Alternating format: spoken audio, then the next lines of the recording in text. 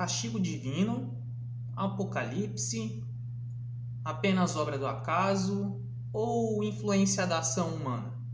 Bom, é isso que a gente vai conversar no vídeo de hoje, beleza? Então, solta a vinheta.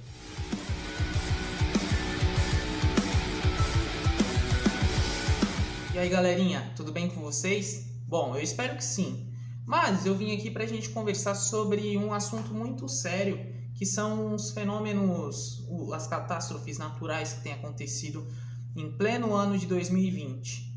Vou trazer 3 das principais para vocês e a gente vai discutir este assunto aqui hoje, beleza? O título ele é meio sensacionalista. Por quê? Da onde que vem essa ideia do castigo divino? Bom, eu vou fazer uma analogia com vocês, trazendo um pouquinho de história para esse vídeo. Pega o período da Idade Média, onde havia uma importância muito grande da igreja e uma visão que tudo estava voltado para Deus. A partir do momento que a gente entra na Idade Moderna e também com o Renascimento que ocorreu na Itália, esse papel divino, de divindade influenciando em toda a vida da sociedade humana, ele fica meio de lado. Tanto que os artistas, eles passam a dar mais importância para os seres humanos. Então, isso nos traz mais responsabilidade, certo? Então, é a mesma coisa que a gente vive nos tempos atuais. A gente não pode culpar Deus, sendo que a gente tem certa responsabilidade nesse aumento de fenômenos e catástrofes naturais que tem acontecido no nosso planeta. A natureza, ela cobra as ações que a gente faz com ela, correto? Então, vamos falar sobre 3 das principais. Começando pela nuvem de areia chamada Godzilla. Para quem não sabe, a nuvem de areia é um fenômeno relativamente comum, ele ocorre praticamente todos os anos. Só que neste ano, o registro da nuvem de areia, ela foi o maior dos últimos 50 anos. É a nuvem que tem a maior quantidade de partículas vagando por 10 mil quilômetros, saindo do deserto do Saara e vindo em direção oeste para a América, sendo que afetou diversos países ali da América Central e o norte da América do Sul. E também parece que nos próximos dias vai chegar aos Estados Unidos e México, na América do Norte. Essa areia ela é trazida no sentido de rotação da Terra, de leste para oeste. E geralmente ela demora de 3 a 5 dias para chegar da África até a América. Elas ocorrem anualmente no final da primavera do hemisfério norte e início do verão no hemisfério norte. Então, ela tem uma duração média de 1 semana, mas isso pode variar um pouco, como nesse ano, no caso. Alguns estudos mostram que essa areia já foi encontrada até no rio Amazonas. Essa areia também ela ajuda na fertilização dos solos em outras regiões do planeta. Quando ela chega aqui na América e é depositada em alguma região por meio das chuvas, isso ajuda a fertilizar o solo de certa forma e também influencia positivamente na qualidade do oceano. Isso também que serve como um bloqueador da radiação solar. Quando essas nuvens elas ocorrem, elas bloqueiam de certa forma e ajudam a equilibrar a temperatura e dar um efeito estufa no nosso planeta, porque ajuda a equilibrar essas temperaturas.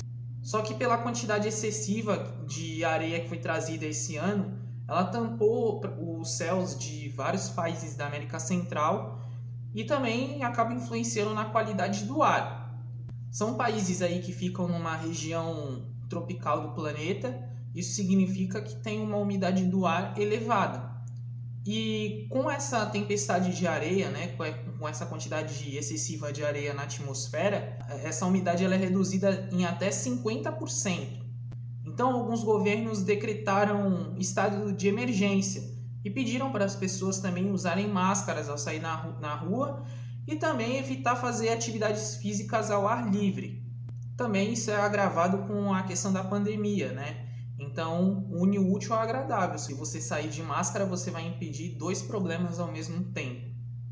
O segundo fenômeno que foi muito associado com as questões de castigo divino é a nuvem de gafanhotos, que chegou a ameaçar chegar ao Brasil, porém ela foi bloqueada principalmente por conta da frente fria. Os gafanhotos, que no caso são gafanhotos da espécie sul-americana, eles têm cerca de 7 centímetros de tamanho e eles vivem por 4 meses apenas. Segundo alguns estudos de cientistas argentinos, eles mostram que a nuvem de gafanhotos presente, aqui na América do Sul, no ano de 2020, ela tem cerca de 400 milhões de gafanhotos. Essa quantidade consegue consumir em apenas um dia o que um pasto com cerca de 2.000 bois, vacas, consome. Ou então, trazendo para a nossa espécie humana, o que 350 mil pessoas conseguem consumir em um dia.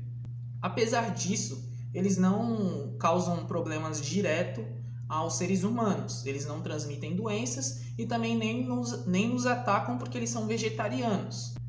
As nuvens de gafanhoto são relativamente comuns. É um fenômeno relativamente comum.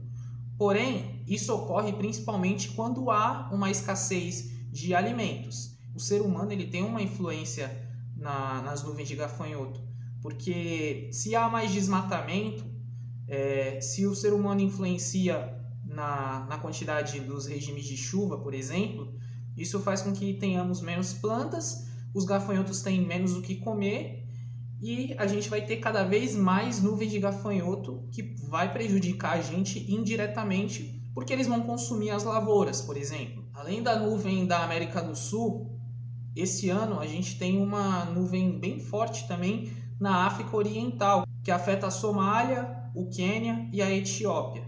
E lá no caso da África, é a pior dos últimos 70 anos. E claro, isso tem uma influência com as mudanças climáticas. E ao mesmo tempo também ocorre na Ásia. Então a gente tem o mesmo fenômeno em 3 continentes diferentes, mas principalmente por conta da interferência humana. Se a gente interfere na natureza, é óbvio que os gafanhotos e as nuvens de gafanhotos vão se tornar cada vez mais abundantes. E agora, essa semana, lá no sul do Brasil, a gente teve um ciclone extratropical, que não é muito comum nesse período do ano. Mas antes da gente chegar nesse ponto, eu vou diferenciar para vocês o que é um ciclone, do que é um furacão, um tufão e um tornado. Esses 4 fenômenos eles são muito parecidos, mas o mais forte deles é o tornado. E ele tem uma diferença específica dos outros 3, porque ele ocorre no continente, diferente dos outros 3. E ele tem uma duração menor, porém ele é mais intenso, com ventos que chegam a incríveis 500 km por hora. Já os ciclones eles acontecem no hemisfério sul e ocorrem no período entre novembro até abril, ou seja, pega o período aí da primavera, verão e comecinho do outono. Ou seja, este ciclone que aconteceu agora no final de junho, começo de julho, ele foi fora de época. Já o furacão ele ocorre principalmente no Atlântico Norte, na região do Golfo do México, ali na América Central e América do Norte. E ele ocorre principalmente entre julho e novembro.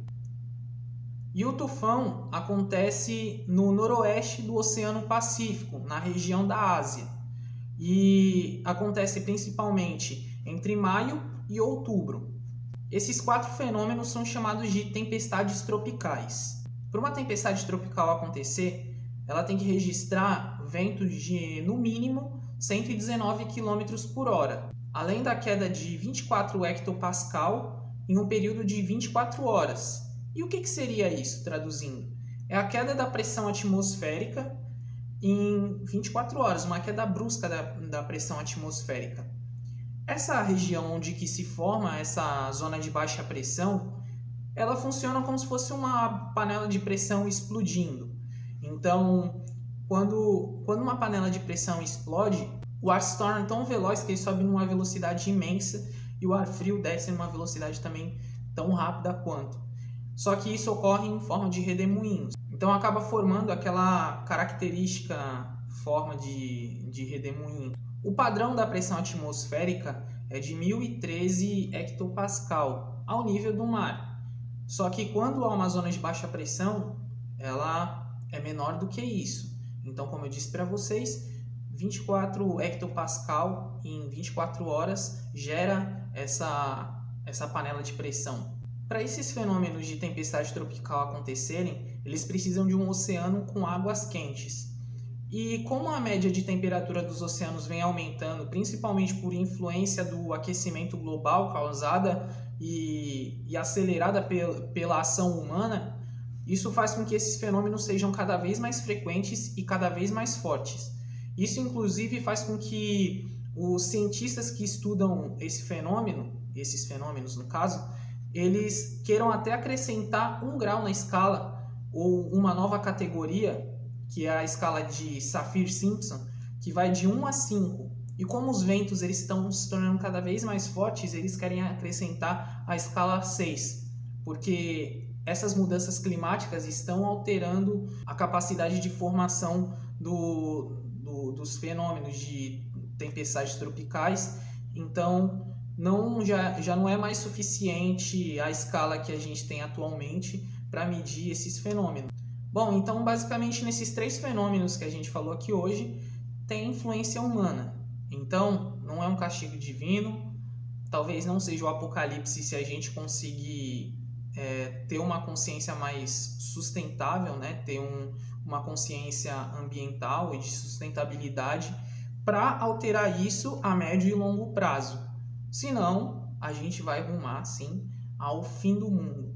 E o título desse vídeo não vai ser tão sensacionalista assim, beleza? Espero que vocês tenham curtido o vídeo. Comenta aí o que vocês pensam sobre esses assuntos que eu falei aqui hoje, porque o comentário de vocês é muito importante. Não esquece de deixar o like, compartilhar com os amigos e espero vê-los aqui em outros vídeos. Valeu!